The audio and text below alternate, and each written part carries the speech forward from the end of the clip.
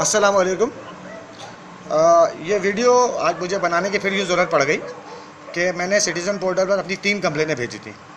उनमें से 2 कंप्लेनें क्योंकि एक ही सब्जेक्ट पर थी, तो इस वजह से उन्होंने मेरी एक कंप्लेन को डाटा में से हटा दिया था। मेरी तीसरी कंप्लेन पे मुझे इस इलाके के अंदर रिलीफ फराहम करने के ऑर्डर्स थे पीएम सिटीज़न पोर्टल पर। इसके सीक्वेंस में आपको बता दूं, इसका तरीक़ाकार यह है कि सिटीज़न पोर्टल पर जब आप कंप्लेन भेजते हैं तो सिस्टम इसको ऑटोमेटिकली चेयरमैन पेप्को की तरफ मार्क कर देता है। चेयरमैन पेप्को इसको जो है सीईओ के इलेक्ट्रिक को मार्क करता है और सीईओ के इलेक्ट्रिक इसको डायरेक्टर कंप्लेन सेंटर को मार्क कर देता है। यानी ये फॉरवर्ड होती हुई डायरेक्टर कंप्लेन सेंटर के इलेक्ट्रिक तक आ जाती है। के इलेक्ट्रिक के डायरेक्टर्स को इन्वेस्टिगेट करते हैं और उसके बाद जो भी रिज़ल्ट होता है उसकी रोशनी में ही अपने कंज्यूमर को जवाब दे देते हैं जो कंप्लेनर होता है। मैंने 10 जून को कंप्लेन की थी। इनकी आउटस्टैंडिंग लोड शेडिंग, झूठे टेक्निकल इशू, फॉल्ट और मेंटेनेंस शटडाउन और लोड मैनेजमेंट और टेक्निकल फॉल्ट की कोई डिटेल नहीं होती। मैंने कंप्लेन के अंदर ये डाला था कि ये टेक्निकल फॉल्ट की टर्म यूज़ करता है जीएम के इलेक्ट्रिक सरजानी 2 और उसके बदले में कोई डिटेल उसके पास नहीं होती है। तो मेरे केस को थॉरोली इन्वेस्टिगेट करने के बाद डायरेक्टर कंप्लेन सेंटर के इलेक्ट्रिक ने मुझे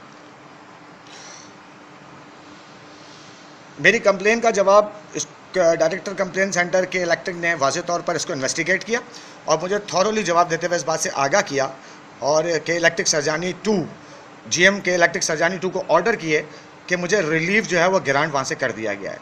मैंने कंप्लेन में ये भी डाला था कि इसके टेक्निकल इशू जो हैं वो टेक्निकल फॉल्ट जो हैं वो नामुकम्मल होते हैं। आप कंप्लेन सेंटर फ़ोन कीजिए तो सिर्फ इतना बताया जाता है कि जी टेक्निकल इशू इलाके के अंदर आया हुआ है, लेकिन क्या टेक्निकल इशू आया है, कहाँ आया है, इसकी कोई वजाहत नहीं होती। ये रिलीफ ग्रांट होने के बाद 2 दिन तक लाइट नहीं गई और आज इसने फिर रात को 1 बजे इसने अभी इस पूरे एरिया की सप्लाई ऑफ की है। मैंने कंप्लेन सेंटर फ़ोन किया तो बड़ा दिलचस्प मसला था। आज मेरी कॉल को लॉन्गर होल्ड पे डाला गया। लॉन्गर होल्ड का मतलब ये है कि मैंने 118 पे फ़ोन किया तो तकरीबन 1 मिनट या 1.5 मिनट के बाद रिकॉर्डिंग ऑन हुई कि जिसके ऊपर ये डिटेल बता रहे होते हैं कि आप 1 डायल कीजिए तो 2 डायल कीजिए तो फलां से रब्ता हो जाएगा। मैंने इनकी इंस्ट्रक्शन के मुताबिक तकरीबन 1.5 मिनट इंतज़ार करने के बाद मैंने जब 1 डायल किया तो वहाँ से मेरी कॉल लॉन्ग होल्ड पे चली गई। तकरीबन 2 से 3 मिनट तक होल्ड करने के बाद भी मेरी लाइन आगे ट्रांसफ़र नहीं की गई। मैंने लाइन काट दी, दूसरे नंबर से फ़ोन किया तो उस पर भी यही सूरत हाल थी क्योंकि मेरे दोनों नंबर जीएम के इलेक्ट्रिक सरजानी 2 के पास मौजूद है। आज इसने ये खेल खेला है कि मेरे नंबर पर कॉल को एंटरटेन करने से गुरेज किया गया है।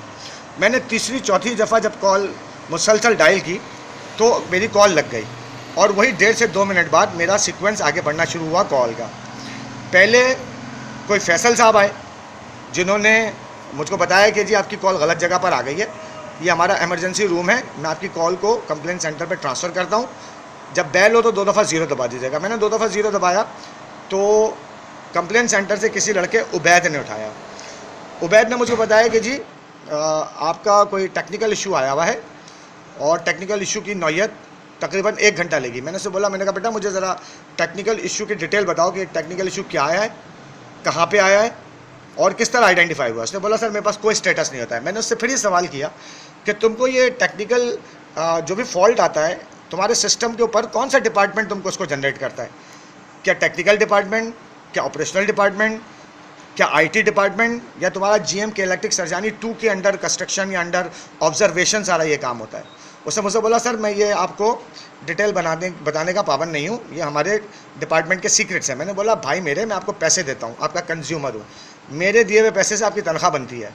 तो उसने मुझे वाज़ेह तौर पर बताया कि सर ये मेरे पास स्टेटस आता ही नहीं है, मुझे पता ही नहीं है कि स्टेटस कहाँ से आता है, ये इनका सिस्टम की मैं आपको वजाहत कर रहा हूँ।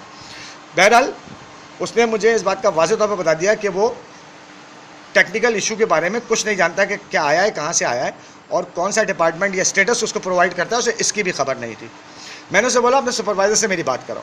उसने बोला सर चंद सेकंड होल्ड कीजिए, मैं लाइन आपकी ट्रांसफ़र करता हूँ। लाइन मेरी ट्रांसफ़र नहीं की गई बल्कि काट दी गई।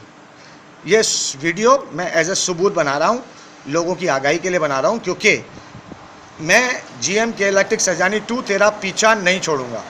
तेरी हराम की आमदनी इस इलाके से जब तक मैं बंद नहीं कर दूंगा उस वक्त तक मैं चैन से नहीं बैठूंगा, और अगर तू बंद नहीं करेगा तो तेरी इंक्वायरी मैंने खुलवानी ही खुलवानी है। इस छोटी सी वीडियो के साथ, जो कि आगाही के लिए और सबूत के तौर पर है, मुझे इजाज़त दीजिए। दुआओं में याद रखिएगा और इस बात का बहुत ख्याल रखिएगा कि अगर मुझे या मेरी फैमिली को किसी भी किस्म का नुकसान होता है तो इसका ज़िम्मेदार सिर्फ़ और सिर्फ के इलेक्ट्रिक का डिपार्टमेंट और के इलेक्ट्रिक का GM सरजानी 2 होगा। GM के इलेक्ट्रिक सरजानी 2 मेरे या फैमिली को किसी भी किस्म की कोई तकलीफ़, हादसा, नुकसान, परेशानी या कुछ भी होता है, उसका ज़िम्मेदार GM के इलेक्ट्रिक सरजानी 2 होगा। दुआ में याद रखिएगा। इजाज़त दीजिए। अल्लाह हाफ़िज़।